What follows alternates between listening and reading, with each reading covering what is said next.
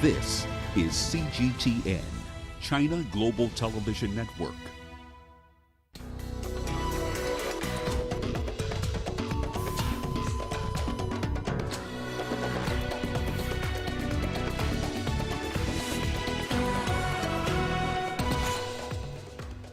The WHO mobilizes funds and epidemiologists to help Southern Africa deal with an Omicron-related COVID surge.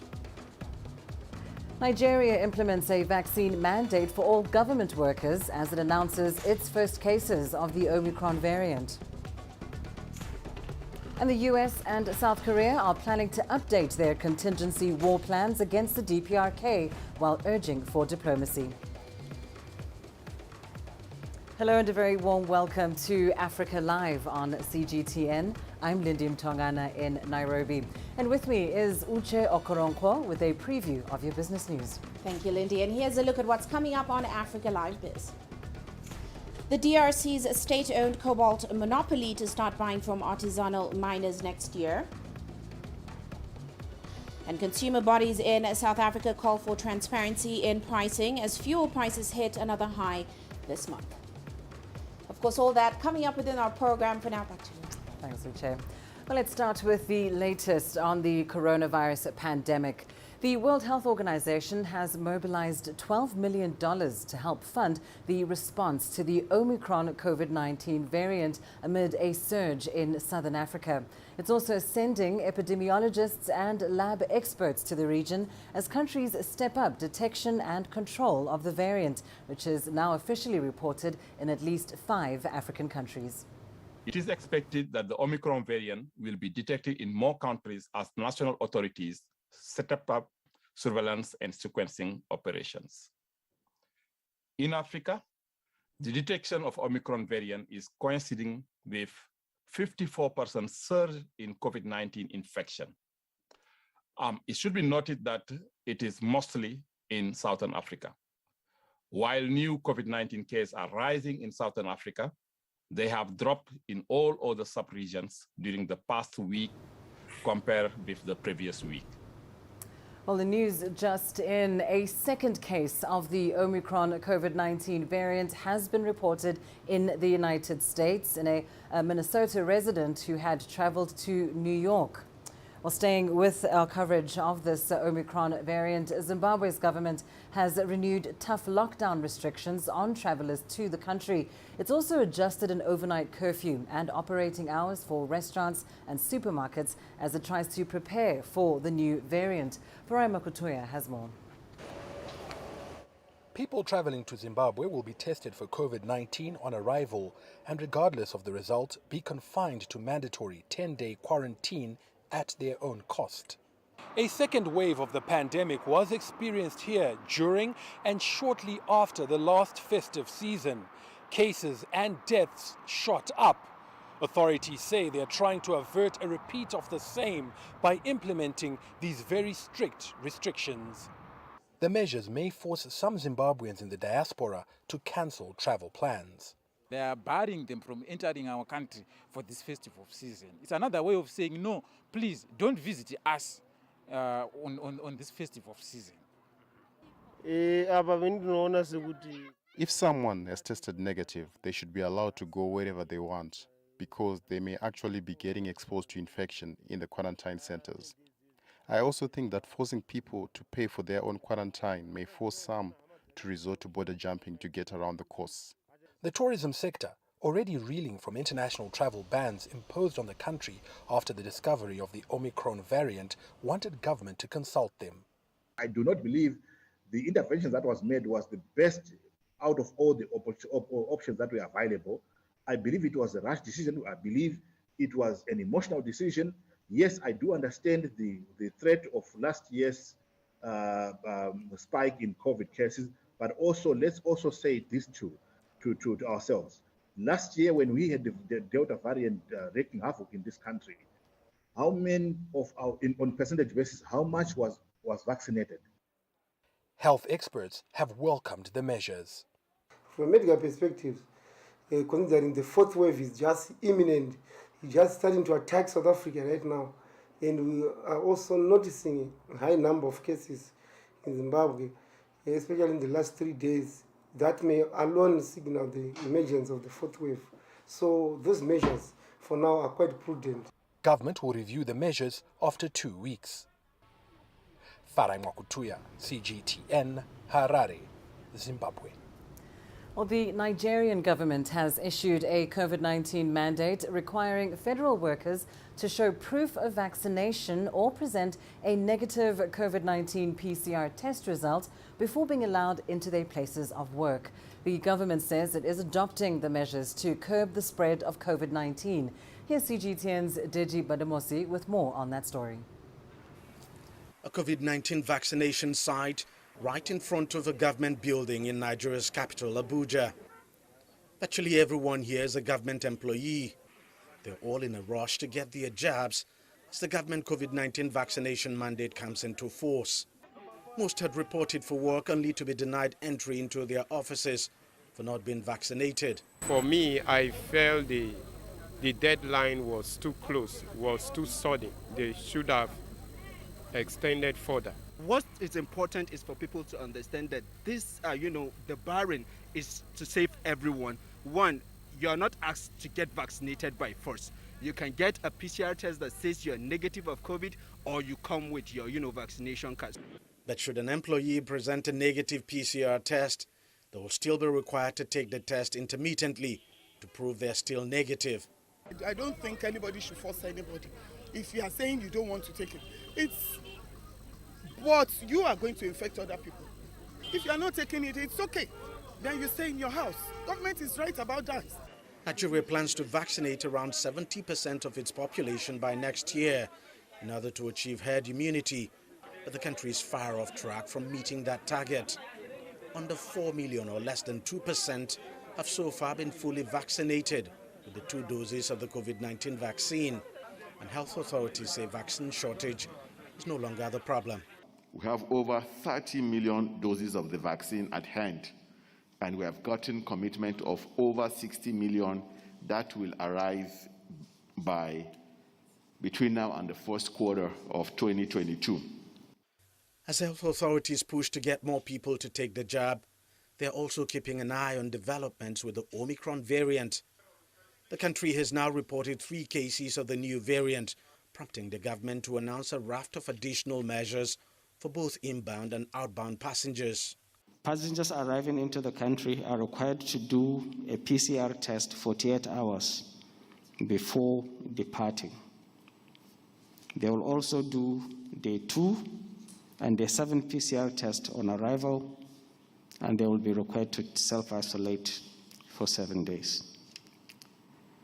Passengers that are outbound, going out of Nigeria, will be required to either show proof of COVID-19 vaccination or provide a negative PCR test taken 48 hours before departure. These conditions apply to diplomats as well. The Nigeria Center for Disease Control is currently carrying out contact tracing on the 3 Omicron cases, and there are fears that the number may go up. Deji Bademasi, CGTN, Lagos, Nigeria.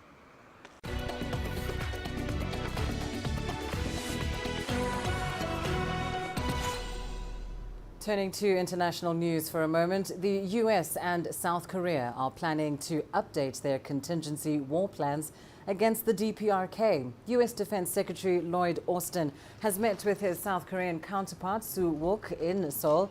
Austin says Pyongyang's weapons program is a threat to regional security and called on the DPRK to engage in dialogue. The defense chiefs emphasized a growing regional role for Seoul. The DPRK has continued to rebuff U.S. entreaties for diplomacy since Joe Biden took over office from Donald Trump. Our correspondent Jack Barton has more on the two sides' contingency war plans. The current plan was drafted back in 2010. It's called Operation Planning 5015. And really it focuses on a potential conventional attack from the DPRK, because back in 2010, its nuclear capabilities were still fairly primitive, but that's not the case anymore, of course.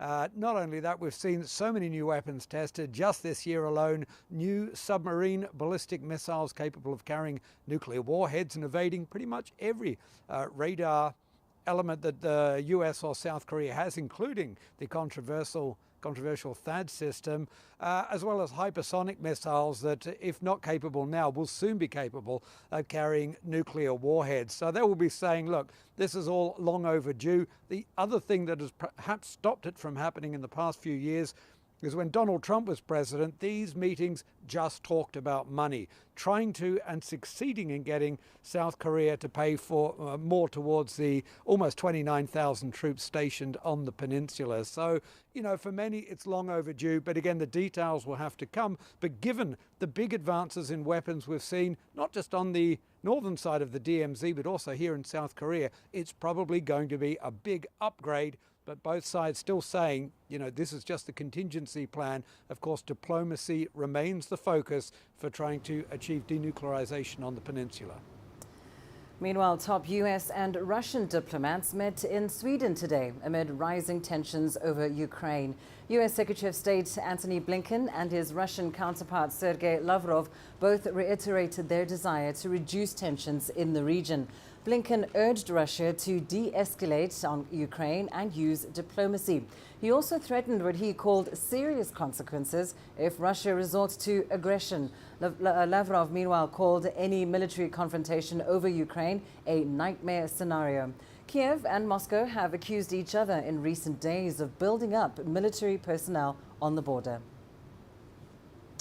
And let's go to Ethiopia now, where the government says its forces have recaptured the UN World Heritage Site called Lalibela in the country's north. And as CGTN's Girum Chala reports, the government forces believe it will vanquish the rebel forces soon, though the Tigray People's Liberation Army has denied losing territory in recent days. Prime Minister Abiy Ahmed is on the war front. He is dedicated to finish the war as soon as possible. And the Ethiopian National Defense Force, all armed forces, including Special Force from Amhara, Afar, and other regional states, the militia, are under his command at the moment. And experts tell you that's why we are seeing results, and quickly. The second one is there are now about 16 to 20 towns and locations freed since the Prime Minister went to the war front about 10-11 days ago. And these are now confirmed by authorities, both from the Ethiopian government side or the army commanders themselves, including the important city of Lalibela. This is a historic site for the UNESCO, as Lalibela is also religiously important. TPLF is still, however, in control of most strategic locations. Cities of Waldia, Kombolcha, and also Dese are in the hands of the force. The Afar regional state, on the other hand, is still, by the way, free of the rebel force. One thing, though, we can say that the Prime Minister's office yesterday was saying that the government is still up for any conversation between them and the TPLF, but there is no equaling these parties. This is an elected government. They are rebel groups, and there are preconditions for the government to sit down with them. So unfortunately for now, there is no peaceful negotiation that we can report, and war has continued. The government is determined under Prime Minister Abiy Ahmed to perhaps stop the war by lowering TPLF, no threat for the nation. Addis Ababa, the rest of the country, remain under a state of emergency. As we have reported repeatedly, however, we don't see any change in town. Life continues. People are going to their normal activities. There are no curfews. Life is normal here in Addis Ababa. Well, Ethiopia and China are planning to further bolster their ties. Chinese Foreign Minister Wang Yi and Ethiopia's Deputy Prime Minister Demeke Mekonnen have both reiterated the importance of cooperating in all sectors, from the economy to people-to-people ties. Here's CGTN's Girum Chala once more. Chinese Foreign Minister Wang Yi and his high-level delegation arrived in the Ethiopian capital on Wednesday, right after talks started between Wang and Deputy Prime Minister Demeke Mekonnen. Later, Foreign Minister Wang Yi said the relationship between the two nations withstood the test of time. China and Ethiopia enjoy traditional friendship. We are comprehensive and strategic partners, and our friendship has withstood the test of international restitute. Our friendship and cooperation have not been affected by external factors or changing dynamics in our respective countries. In his remarks, Ethiopia's Deputy Prime Minister Demeke Mekonnen recognized what he called China's principled and consistent commitment to Ethiopia. We really recognize and appreciate the Chinese government's principled, consistent position.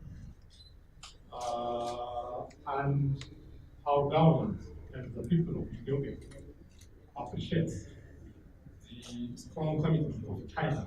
On the ongoing conflict in the country, Chinese Foreign Minister Wang Yi expressed China's position of non-interference in the domestic affairs of Ethiopia and will not support any attempt by any party to do so. But Wang said he hopes for a peaceful resolution of the war. Many, including experts and observers, say the visit of Chinese Foreign Minister to Ethiopia has a lot more value than just showing the strong diplomatic relations between the two countries. Rather, they say it's a vital sign of China's unwavering support and solidarity with the people and government of Ethiopia at this critical time, especially for the Eastern African nation. Grumtala CGTN, Addis Ababa, Ethiopia. Well, time now for a short break. Coming up on Africa Live. Experts say COVID disruptions may fuel a spike in HIV and AIDS deaths in Western and Central Africa.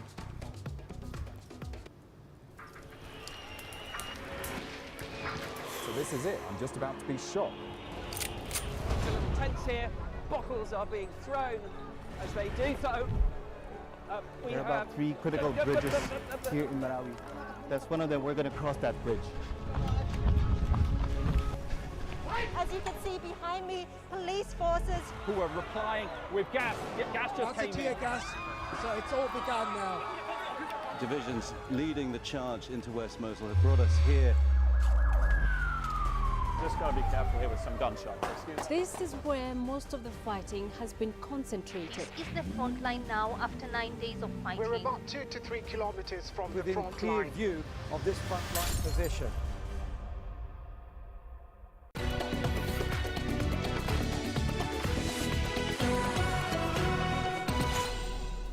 Hundreds of thousands of Nigerians living with HIV/AIDS still do not have access to necessary treatments. The United Nations AIDS Agency says this is due to disruptions in health services caused by the coronavirus pandemic. Consequently, West and Central Africa could witness a rise in HIV infections and AIDS-related deaths in the coming years. CGTN's Kelechi Emekalam reports. Government officials and international organizations converge to deliberate on how to end inequalities in the care and treatment of HIV/AIDS. Nigeria has continued to battle the disease since announcing its first case in 1986. In 2019, the UN Office on Drugs and Crime ranked the West African nation third in the world among countries with the highest burden of HIV infections. Federal health authorities put the number of those living with the virus at about 1.9 million people. Over 300,000 of them have yet to get access to treatment. Because they didn't share that information with us, the service we provide, doesn't reach them in whatever way they don't access it.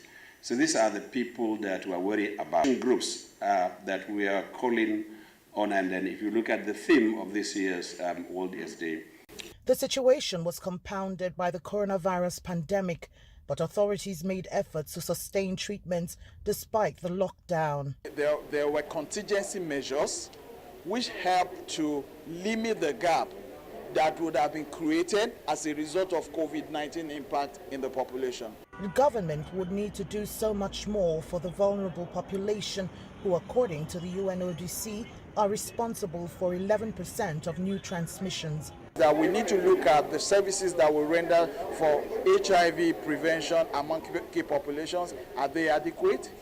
And then we need to also look at maternal to child transmission of HIV and look at the general prevention efforts I think these are the areas we need to look at. We need to consider these areas and see how to maximize our interventions so as to have reduction in HIV infections in the country.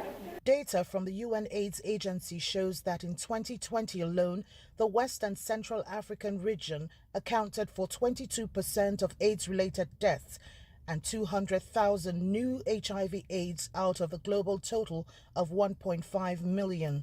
Now Nigeria is focusing more on sustainable HIV/AIDS financing and improving its responses. Kelechi Emekalam, CGTN Abuja, Nigeria. Let's go to the Democratic Republic of Congo now, where some citizens have hailed the Chinese government for committing to building stronger ties with Africa at the recently concluded conference on the Forum on China-Africa Cooperation. The Democratic Republic of Congo has enjoyed good trade relations with China for many decades. Here's CGTN's Chris Ochamringa with more. China and Africa have had a long trade cooperation, and China is determined to strengthen that relationship.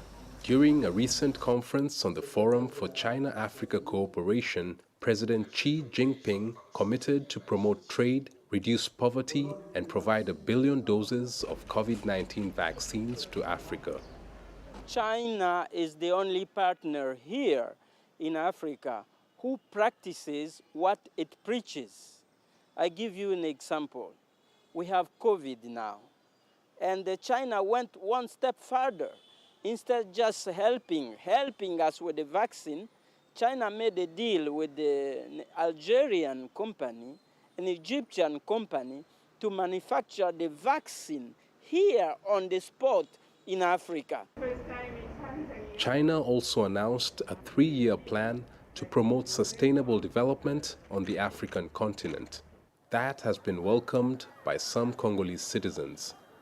Many civil society activists, we feel that China and Africa cooperation is very good. Why? Because the Chinese offer what Western countries doesn't offer to African countries. The DRC, like many African countries, has turned to China for financial help to build its infrastructure. This wide road in Kinshasa is one among many infrastructure projects that Chinese engineers have built in the DRC over the past 2 decades. The country still has a poor road network in rural areas where many people are living in poverty. But the Chinese president recently pledged to participate in Africa's poverty reduction programs, which will be a big relief for many in the DRC.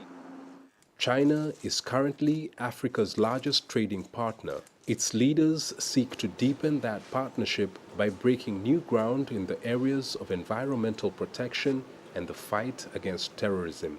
Chris Ochamringa, CGTN, Kinshasa, Democratic Republic of Congo. The Kenyan government says 2 major road construction projects nearing completion will help lessen traffic congestion in the capital. A Chinese firm is constructing a bypass and an expressway in Nairobi, which, according to the city's transport authority, loses $1 billion annually due to traffic. CGTN's Enoch Sokolia reports. With over 4 million inhabitants, Nairobi is one of the largest cities in the East African region. Nairobi Metropolitan Area Transport Authority ranked Nairobi as the 4th most congested city in the world. In order to relieve the traffic network, the Kenyan government has been constructing bypasses from 2011, forming a ring around the city. The final piece is the Western Bypass. Previously, with the support of the Chinese government through China Exim Bank, we did what we call the Southern Bypass, which comes from Kikuyu all the way to near the airport. Southern Bypass, commissioned, duoed, working very well. Then the Eastern Bypass from airport all the way to Roiro, also working very well, connecting airport to the Thika Superhighway. And then the Northern Bypass from Roiro go the way to Ruakan, which is not far from here. So what was missing was this one. Once the Western Bypass is completed, Nairobi City will have a ring road around it. The whole essence is to divert traffic from the busy central business district and other commercial areas. According to the Kenyan government, This, in the long run, will reduce traffic congestion in the capital city. And it will have other multiplier effects. For example, aviation sector, because people can fly in, but when they're on the ground, they can be able to move to different locations within Kenya. There is even tourism. People want to go to a city where they can move around easily. The construction by the China Road and Bridge Corporation, CRBC, is being funded by the Export-Import Bank of China. Nairobi's Western Bypass is just one of its infrastructure projects in the Kenyan capital. The Chinese firm is also constructing Nairobi's Expressway, a 27-kilometer road on both the ground level and an overpass. It will run from the country's main airport, cutting through Nairobi's commercial center while connecting with more than 20 different roads. It shows the confidence, I think, Chinese government and Chinese private sector have in our country. The completion of the Western Bypass is set for December this year, while the expressway is set to be up and running by mid next year. Enoch Sikolia, CGTN, Nairobi, Kenya. Well, staying in Kenya, as drought continues to ravage different parts of the country, pastoralist communities in the northern region are counting their losses as more of their animals die due to lack of pasture and water. The pastoralists, however, remain hopeful that a government program to purchase animals from them through an off-take program will spare them more losses. CGTN's Wukista Nyaba reports. A barren wind blows across the vast land that is this part of Marsabit County in Kenya's north. It brings no rain, nothing save for mouthfuls of dust. To counter it, humans and livestock converge at a watering hole to quench their thirst. Now, camels can last up to 16 days between visits to the watering hole, while goats, at the very worst of times, can take about 8 days before they need to go back. But because of the prevailing drought situation and the fact that the animals are not getting enough water, they find themselves back here more often, jostling for the scarce resource among humans and other animals. But the relief is short-lived. The heat is relentless. It has been this way for months now. So for around 4 years now, our area, the drought, it's immense. It has affected human beings, animals, all animals. Specifically, animals are very weak this time around. There's no pasture. Seasons of severe drought worsened by climate change have led to this. While thirsty animals lap up the water, just meters away, animal carcasses are strewn on the ground. Though they are lucky to have found some water, the herders must find pasture too. The nearest grazing grounds, they tell us, are at least 90 kilometers away. The weakest animals won't make it there. There hasn't been enough grass to satisfy the animals, and so the animals haven't been able to build their strength. They are hungry and weak. This drought has been harsh on everyone. It has been harsh on the camels and the goats and the humans. Everyone is suffering. In this village, in recent weeks, 30 animals have died. The loss of animals causes a ripple effect. The livestock are the lifeblood of the pastoralist communities that inhabit this area. They sell the livestock and buy food, send their children to school, and provide basics for their families. In a bid to counter the losses, the government announced a raft of measures to mitigate the drought. It is set to start purchasing the weakest animals. This would reduce the losses and put much-needed funds in the pockets of residents. We hope the government will keep its promise to buy and destock the livestock. It's hard for us to even find a market for our animals now. But the program is yet to take off, and every day the animals draw closer to death. If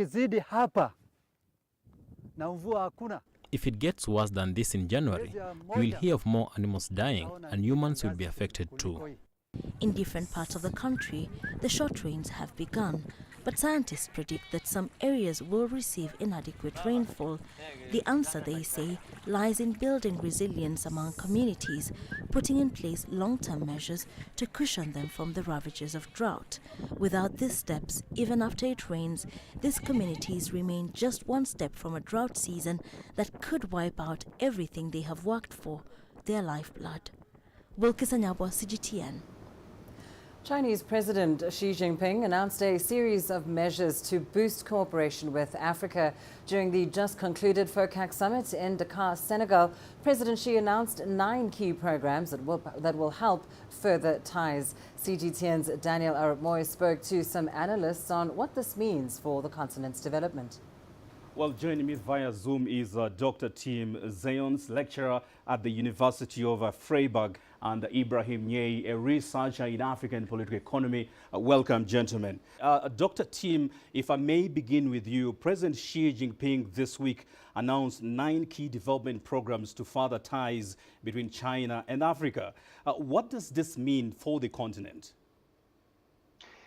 Yes, I mean, you rightly point out that cooperation vision 2035 and also now the FOCAC action plan from the meeting in Dakar is a sort of a commitment to consolidate and even enhance relations between Africa and China. We see several old areas of cooperation being reiterated and even further expanded. For instance, the realm of high-level political cooperation, as well as people-to-people exchanges. And under the Poverty Reduction and Agricultural Development Program, China has pledged to undertake 10 poverty reduction and agricultural projects and send 500 agricultural experts to Africa. How is this likely to impact Africa's poverty reduction efforts? Significantly, if fully implemented, but also African countries must build the necessary institutions, particularly governance institutions, that will be able to cushion effects of devastating consequences of climate change that affect agriculture and even the effects of corruption.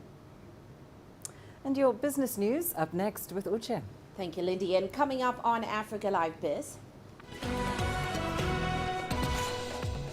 the DRC's state-owned cobalt monopoly to start buying from artisanal miners next year.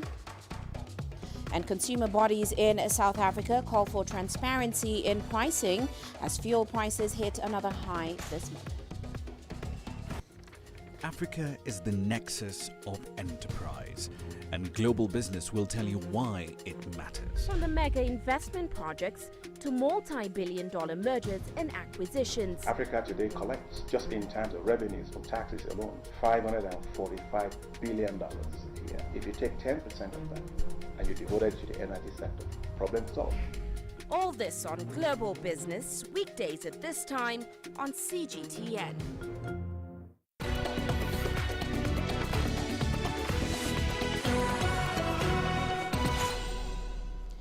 Now, the Democratic Republic of Congo's state cobalt monopoly, Enterprise Generale du Cobalt, plans to start buying artisanal cobalt in January. According to CEO Jean-Dominique Takis, he told Reuters that EGC aims to buy about 10,000 tons of cobalt in hydroxide in 2022, down from a previous target of 15,000. Now, EGC was officially launched in March this year, but has yet to buy any cobalt, partly because of a dispute over the Kasulo mine in Lualaba province that it planned to start buying from. The company was set up to buy, process and market cobalt that miners usually dig by hand and also sell to unregulated middlemen. The mineral is currently trading at around $62,000 a ton and is used in many of the batteries that power electric vehicles. Now, sales are expected to soar as the world strives to cut carbon emissions. The DRC, of course, is the world's biggest producer of the metal. Meanwhile, more than 250 Kenyan businessmen and investors are currently in the DRC for a 15-day trade mission. The entrepreneurs plan to visit the cities of Kinshasa, Lubumbashi, Goma, and Mbuji-Mayi, scouting for business opportunities. While visiting the DRC in April, Kenyan President Uhuru Kenyatta and his host, Felix Tshisekedi, signed a trade and investment agreement promising to deepen trade ties between the two nations. Now, the current mission is sponsored by Kenyan-based Equity Bank Group, which recently acquired the DRC's second largest bank, the BCDC Group. A return mission by businessmen from the DRC to scout for opportunities in Kenya is expected soon after. Of course, the DRC is Kenya's sixth largest international trading partner. Now, drivers in South Africa are now paying 75 cents a litre more for petrol in the local rand currency, and between 72.5 and 74.5 cents a litre more for diesel. That is compared to last month. Now, consumer bodies are calling for more transparency around components that make up the price of fuel. Here's Angelo Coppola with the details. The country's fuel price has been increasing steadily for most of 2021. Our petrol has increased by 40% since December 2020. Our diesel by around 44% since 2020. And I think most concerning, the price of illuminating paraffin has gone up by 70% since 2020. And we know that wages and salaries are not keeping pace with these increases. The impact on the country's economy will be massive. At the end of the day, this will, of course, naturally follow through onto our inflation front, which is still a major concern at this point. Luckily, in South Africa, we've been more protected from surging inflation as we've seen across the world, particularly in the Northern Hemisphere. But with such high level of fuel pump prices, that will follow suit, and we will see higher inflations for the prints for the month of November and December. Questions have been raised about the transparency of fuel prices and how they are calculated.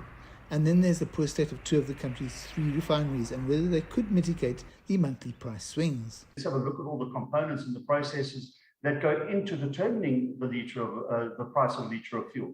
And let's put that on the table and make that a transparent process. Could the issue with refineries mitigate against rising costs? Let's have that conversation. The government has to balance very carefully what it does when it comes to the fuel price and levies it imposes. It's a very much a catch-22 as to what government can do. Do they look more after the South African consumer, or do they focus more on the South African fiscus and the longer-term game? Motorists got a huge shock when they found out what they would be paying for fuel for the month of December, and it's unlikely to come down in January either. I'm Angelo Coppola for CGTN in Johannesburg, South Africa. And heading to Senegal now, the International Monetary Fund says that the country's economy will grow by 5% in 2021, and that is thanks in part to solid industrial output. Now, the fund revised up a previous forecast of 3.5% growth for this year. It has also reached a staff-level agreement with the West African nation that could pave the way for the disbursement of a further $180 million under an existing loan deal. Now, Senegal has been struggling to recover from the economic shock of the pandemic, which caused its real GDP growth to slow to 1.5% in 2020 from 4.4% a year earlier.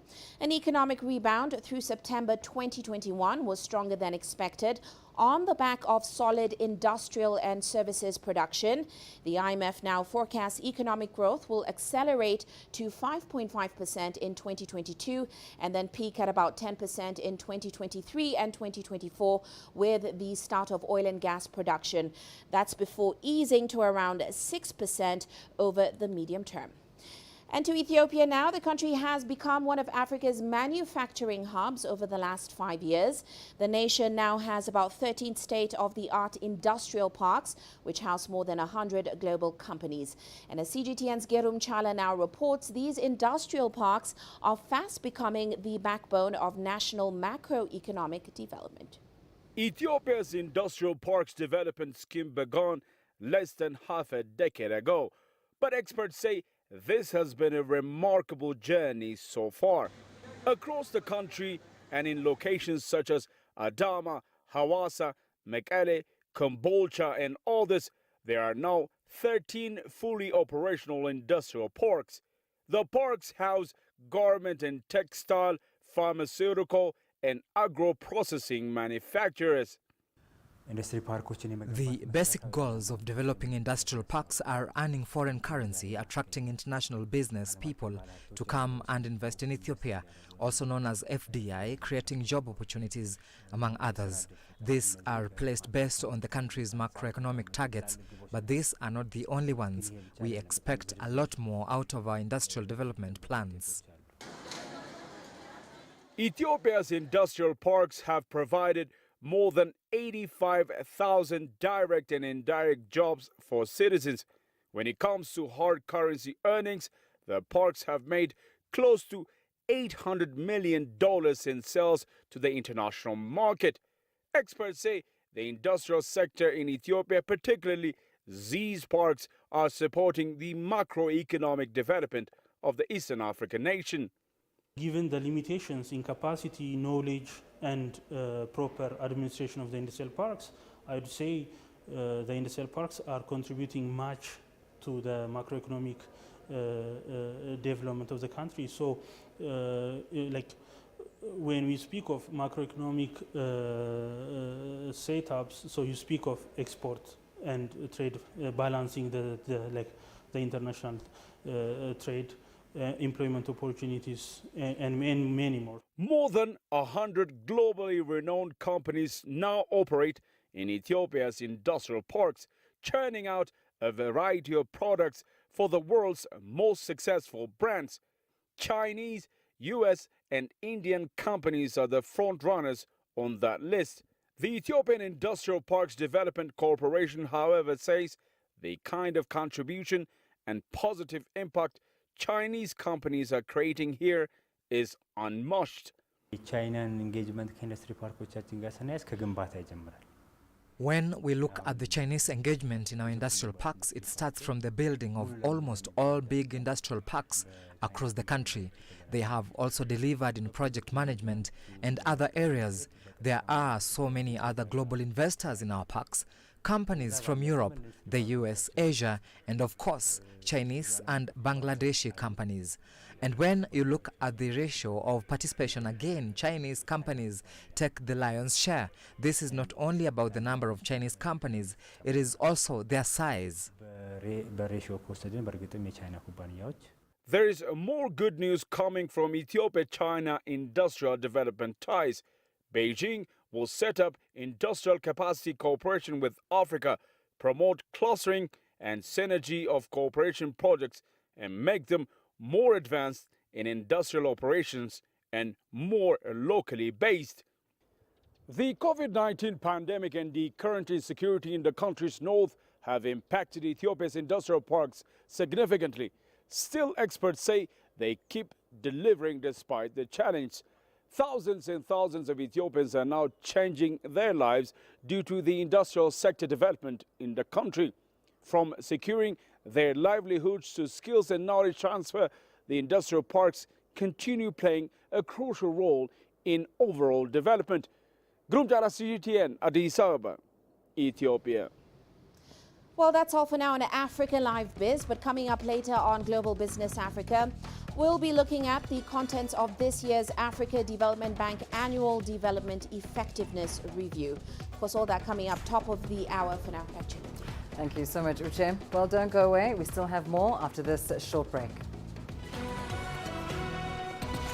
Coming up, a musical group in Zimbabwe churning out unique beats by merging traditional and modern instruments. Join us in Global Business and see Africa through our eyes. The greatest journeys, the greatest sights, the greatest adventures. Here in Kanata, this weir allows the locals to walk on water. We're far more than just TV news. We're your passport to the wonders of Africa. To bring you stories of struggle, survival, and hope.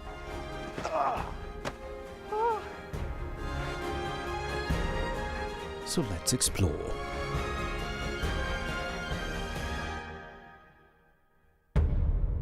CGTN. See the difference.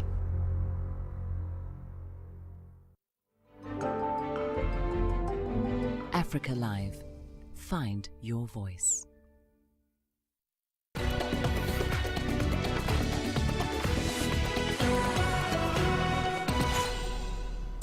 Now, apart from holding a mirror to society, music is a creative way to package cultural and traditional elements.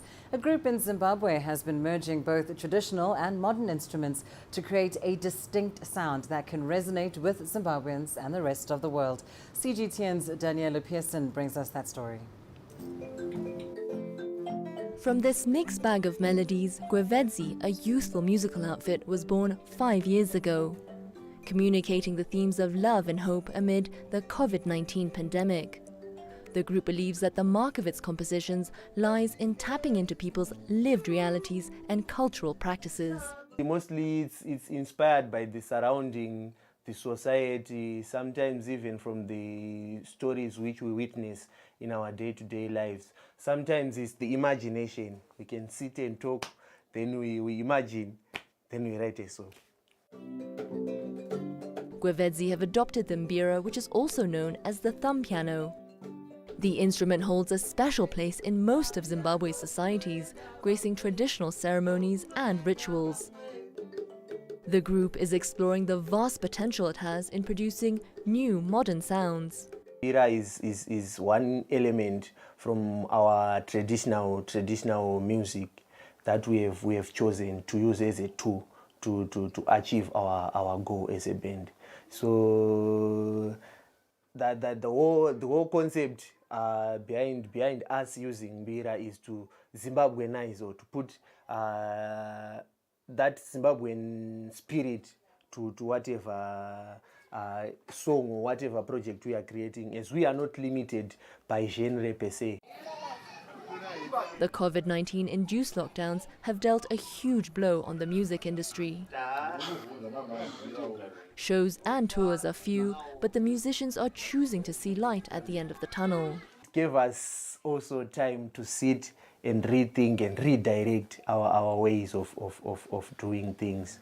And it also presented some other various opportunities besides the traditional ones, the usual, like we go and play for a live audience. We're also given a chance to advance our skills in terms of technology and how we can bring our new ways of broadcasting our music.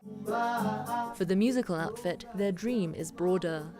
Beyond entertaining their listeners, they have an economic role of encouraging development by representing the nation's tourism sector. Daniela Pearson, CGTN. And coming up in your sports news. Daredevil airbenders make a splash at the King of the Air